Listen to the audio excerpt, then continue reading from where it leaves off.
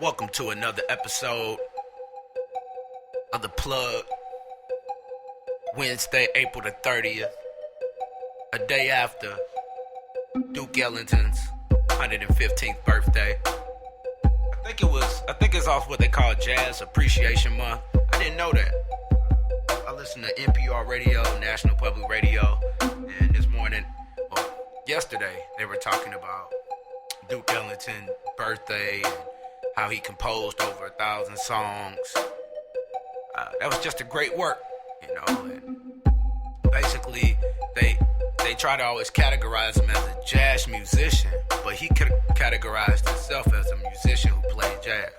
That makes any sense, you know. If you're a singer, you're a singer first, and then you may be a gospel singer. So you're a singer that sings gospel, or you're a singer that sings R&B. So I understood that analogy that he had for himself. I'm trying to look through my calendar here. Like I said, I got the Black History calendar. You should be able to go to the Android market, which is the Play Store, or the App Store for Apple, and try to find, I just typed in a Black History calendar. Sometimes, you know, I'll sit back and be wondering, you know, what happened today? What happened here? I just want to Google certain things. So I came across that. Now, it's been a lot of talk going on over the weekend, through the week, about the owner of the Clippers and some remarks he made privately, you know. And me personally, I'm going to give you two breaks on it. So you know I'm not taking his side, because you know how I feel. I really don't care for racism. I'm more in a Pan-African mind frame, even though I'm not a Pan-African, so to speak, or official Pan-African.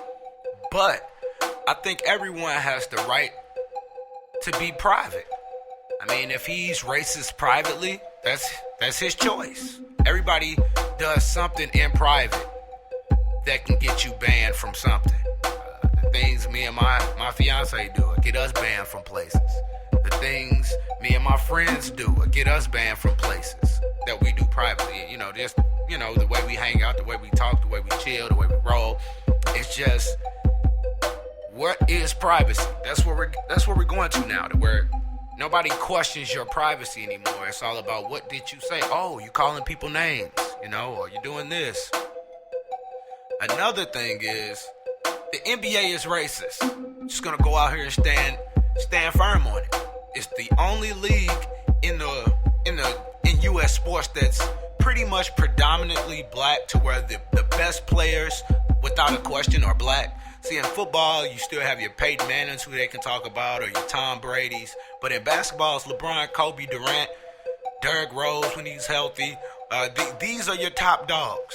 I'm trying to think of a white player. I mean, I'm a St. Louis native, so I'm kind of I show favoritism to David Lee. But, you know, David Lee is nowhere near a LeBron or a Kobe. But, I mean, that's your closest. So in a sport to where black players are the dominant players as far as money wise, and just the reason why people watch the games, they have a dress code. This the only sport to where fighting is just like uncalled for, no need for it, just no type of contact. And I think this all relates to the black skin.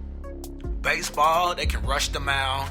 Hockey, I've actually watched ESPN, and they stated within a minute of the game starting, it was a fight. So basically, they came to the ice to fight. It wasn't even a hockey game. It was a fight on hockey ice.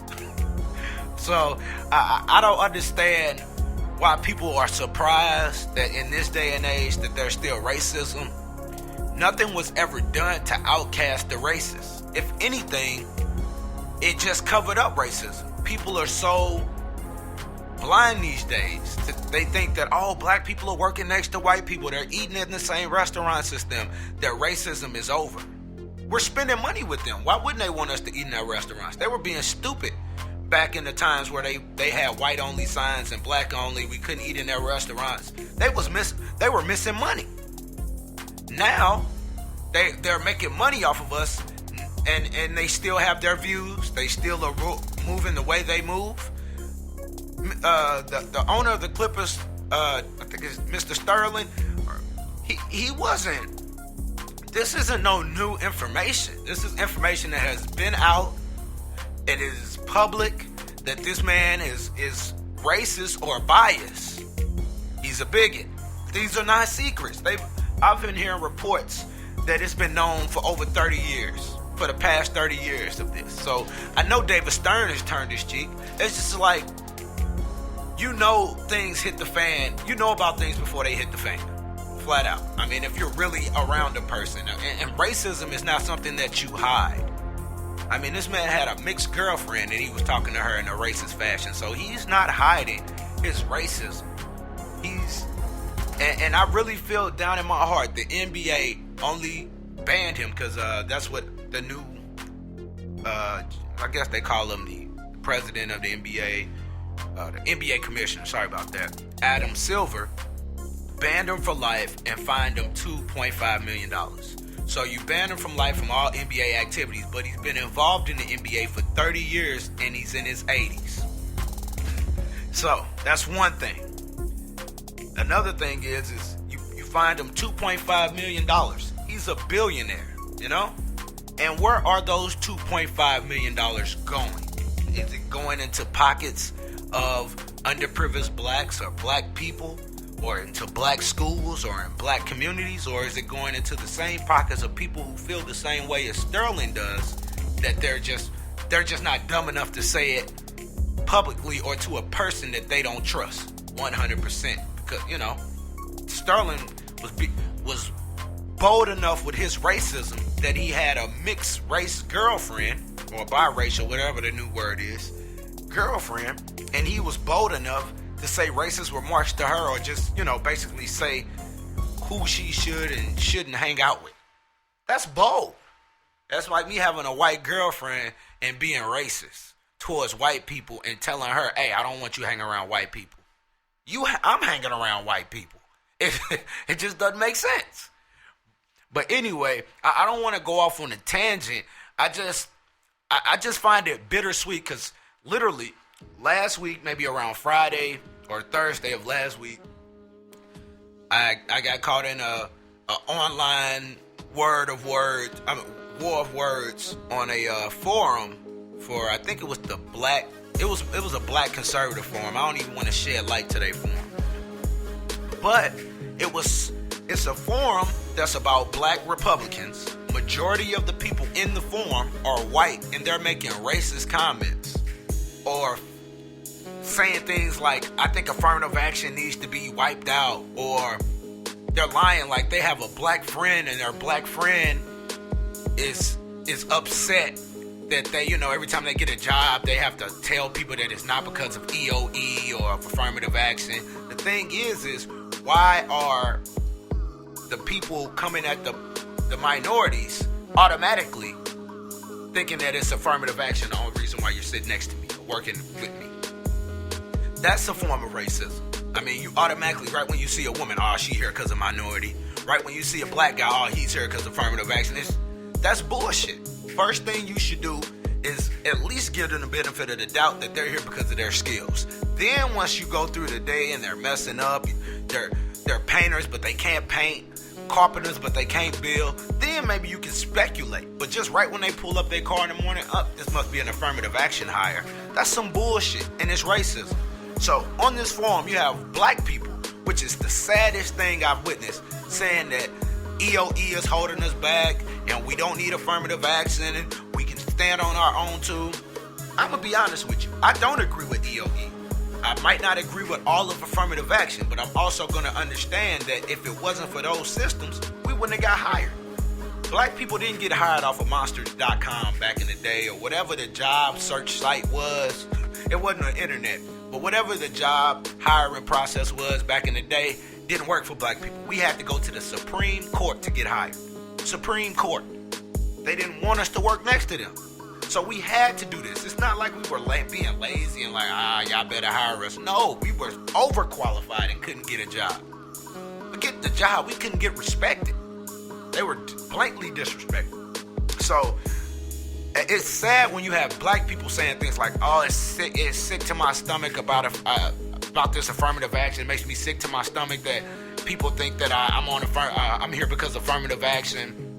But it doesn't surprise me when I hear it from other races, just due to the fact that the main people who were fighting for it were black people. Black men, black women. No other race really went out, or any other person really went out on the stand. They're like, hey, y'all need to make it equal for black people, affirmative action. And if they did, who are they? The ones who act like they were, didn't do enough, because look at the conditions. I live in St. Louis. Right now, I'm in the construction trade, and it's sad. I'm on a job right now. I'm the only black person in the middle of the St. Louis area, St. Louis City area. Not in a suburb, we're in the middle of where black people live at.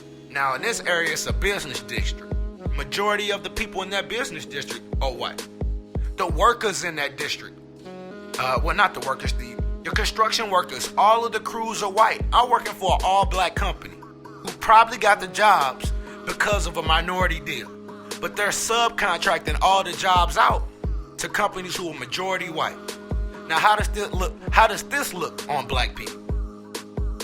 You getting jobs, but y'all not finding black-owned electrician companies to do the work, black plumbers to do the work, black painters, nothing black. You bringing out white people and Mexicans. And I'm not racist by saying this, but what I'm saying is black people aren't lazy.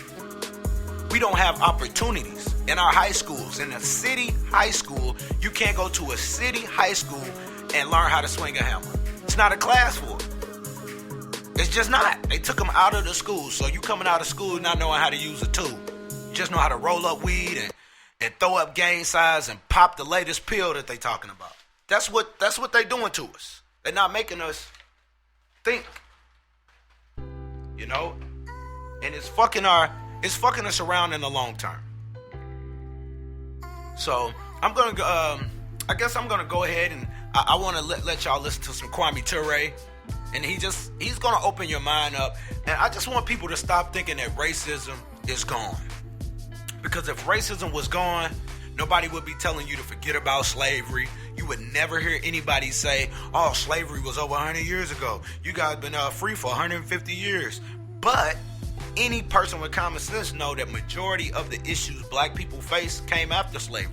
Jim Crow laws, segregation, a lot of this came after slavery.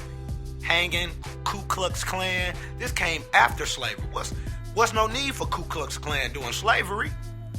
We need Ku Klux Klan when we got a whole bunch of black people coming to take our jobs, living in our communities. And I just wonder, this is a thought that it will never leave my mind. I just wonder if black people were getting hosed down in the street and attacked by German shepherds to have white people shop in their establishments instead of the other way around, would we still be in this predicament that we're in now? I just feel like we set ourselves up, and it all comes from being miseducated. Even smart people were miseducated because we didn't really have a true identity of self. So we're seeing what they're doing, and we're trying to conform to that. Oh, I need to learn their national anthem. Whereas our national anthem, we got freed. We got freed to pay their taxes. That makes no sense. That's why in 2014, you're still having racist issues. Now, people will say, oh, Chris Paul and the players on their team are not slaves. They're millionaires. Yeah, they're millionaires. But you got a man making billions off of the millionaire's talent. So even in 2014, white men are making more money off of black men's talent. LeBron, Kobe, Durant, Chris Paul, even Michael Jordan when he was in the league, every player that was black made the white man richer off of his name. Not the white man's name, but the black man's name. So whoever owns the Miami Heat is getting cashed out right now because of LeBron, Dwayne Wade, Bosh. Not because of him, but because of them.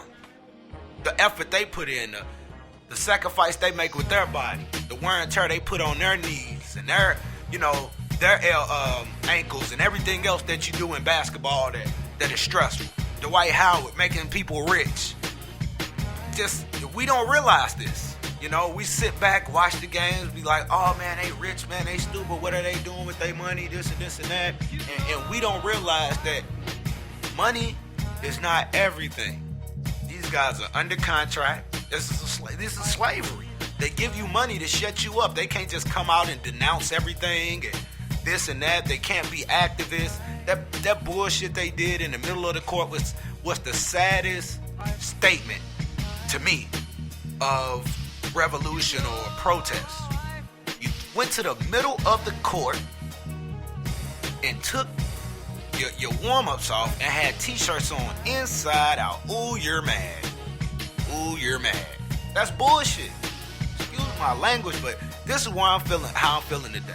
This is one of those episodes to where, we can't keep giving the pass to people who don't deserve a pass. And we need to get to the point to where we are making the most off of our talents, and then it trickles down. Not you give all of your effort, and then somebody trickles down the money to you for what you done. That sounds like slavery to me. We picked all the cotton, we picked all the tobacco, helped with everything, and got nothing but scraps. What was it? Pig intestines, snouts, pig feet, pig nose.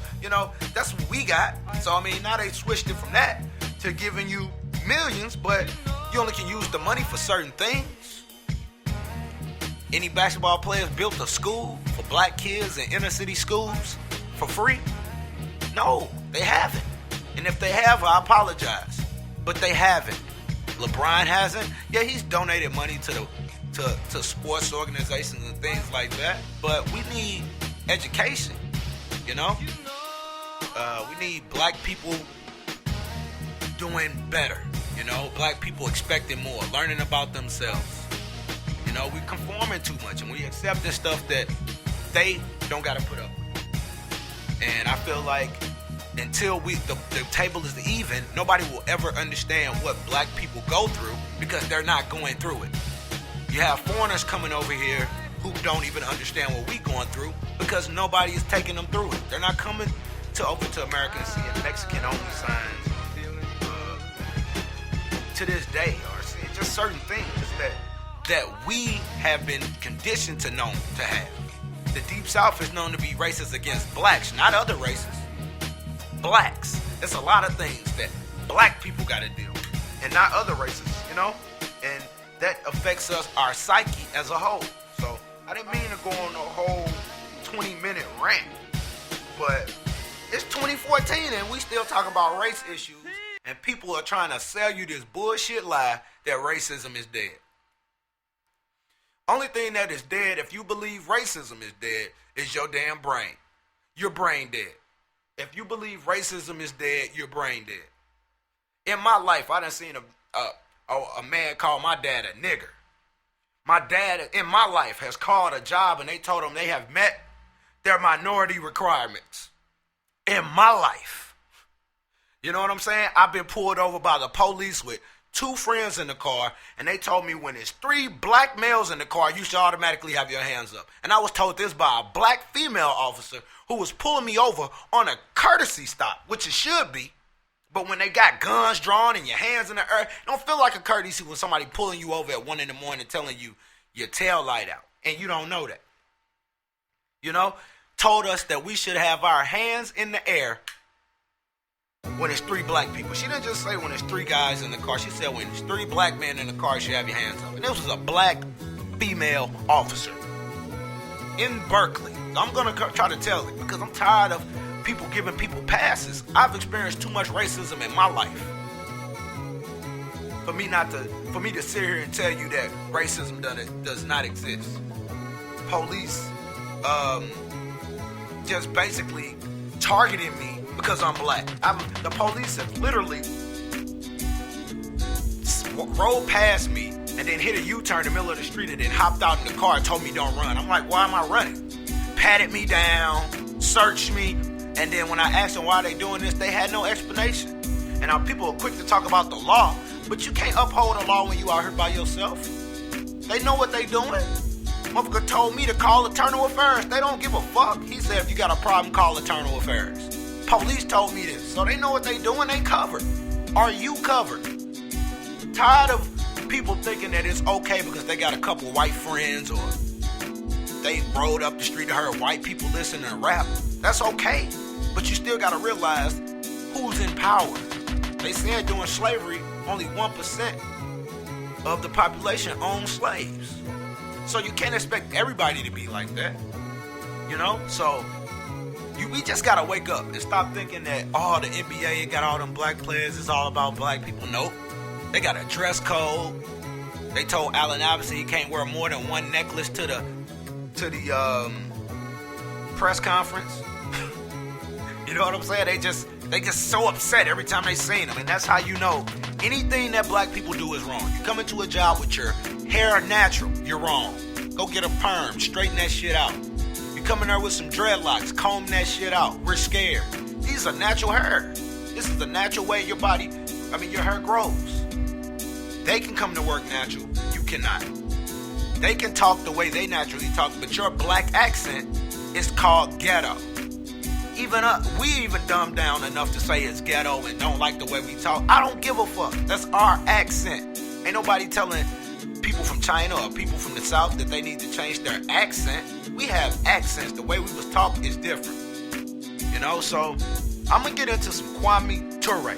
Some people might know him as Stokely Carmichael. This brother got me in a whole nother mind frame. Rest in peace to him. I think his birthday should be a holiday, and I'm gonna celebrate it like it is. I think it's in June. I got it set on my cell phone calendar. You know, it's just because we need more motivators out here. There's too many standstillers out here and think that what's going on is okay, and it's not. So, I'm Tommy Monte. I'm looking for the real men out here because there's too many of us folding up and thinking that money is the answer to all our issues when it's not. If you're motivated by money, you can be bought. You need to be motivated by values, not valuables. Anybody who's motivated by money can be bought, and that's not good. Somebody can buy your wife from you if she's motivated by money. Oh, you giving her $10,000 a week. I come and give her $15,000 a week, and now she's telling me everything that's going on about you and betraying your household. If you can be bought, I don't want you around me. Motivated by money, I don't want you around me. It's good to want money, but don't be motivated by money. Be motivated by values, not valuables. Anyway, I'm Tommy Monte, this the plug, sending you off with some powerful words from Kwame Ture. Here we go. I will tell you from my travels throughout the world, from my research throughout the world, that the American people are more followed by their government authorities than any people in the world, starting with those in the old Soviet Union. Matter of fact, just your credit card company knows more about you than the government agencies know about its people in other countries. Yeah, American people are totally followed.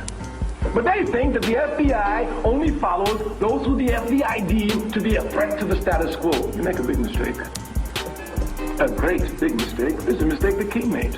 Not only did these pigs tap King's phone, but hear me well, they even did the FBI, such pigs they will get into your bedroom to cause trouble between you and your wife. You say you love King. Any man in America who tells me they love King must hate the FBI. You can't love God and love the devil at the same time. It's like loving the dollar and loving your people at the same time. I love the people, but I want to make some money. When I make some money, I also help the people. All right. I know the line. I know the line. And as soon as they start making money, they forget about the people. I understand it. It's logical. Because you can't make money and help the people. If you want to help the people, there's no money involved here. The only thing involved here is death, torture, and pain. That's all, Jack. The reward is in the doing. You want money, you can't mess with your people. You want money, you can't mess with the rich of your people. If you want money, you've got to bow down to the laws of capitalism. And the first law is that in order for America to remain rich, Africans must be exploited. That's the first law. So we're not confused here. I've never wanted to make money in my life. Make money. What can I do with it? Never. No. We say anyone who truly loves King must hate the FBI. You know what the FBI did to King? They used to take tapes where he was in other rooms and take these tapes and send them to his wife so she could listen to them. You know what they used to do to me, these pigs, when I was a young man working in Mississippi? They would call my mother at 3 o'clock in the morning and tell her, we got your son, we're going to kill him, we're going to lynch him. Oh, they wouldn't even tell me about it. My sister's home. You know they call 3 o'clock? Ooh, she said the Ku Klux Klan. I said it ain't the Ku Klux Klan, it's the FBI. It's the pigs, the FBI. And sure enough, I told my mother, I said, listen, you know, you can cuss nicely. So when they call you 3 o'clock in the morning, you just say some sweet things about J. Edgar Hoover. And you know he's a punk. I mean a serious one. Yes. A serious one. Oh, you know, one other thing, of course, just a side tangent. But, you know, when we use the word punk, I'm using it only within a cultural sense. And that must be properly understood. Many people in America, Africans in America, get confused. They think that Africans do not have their own culture. They think that our culture is American culture. That's why they're trying to be Afro, African-American, everything except African. That's it, Jack. Just African, nothing else. Nothing else. Ain't nothing American about me except slavery, exploitation, murder, and the big depersonalization. I'm African, Jack, and you can't bring me on no slave plantation and give me part of your nation and tell me that I'm part of you on a plantation. Give me a break. Give me a break. African, Jack. Cultures are different, completely different, but you can get confused. I give you one political example, just one. In the 1970s, our party, the All African People's Revolutionary Party, we are a revolutionary party. Building our cadre to carry out and arrive at our task, which is our objective, which is Pan-Africanism, and Pan-Africanism is the total liberation and unification of Africa under scientific socialism.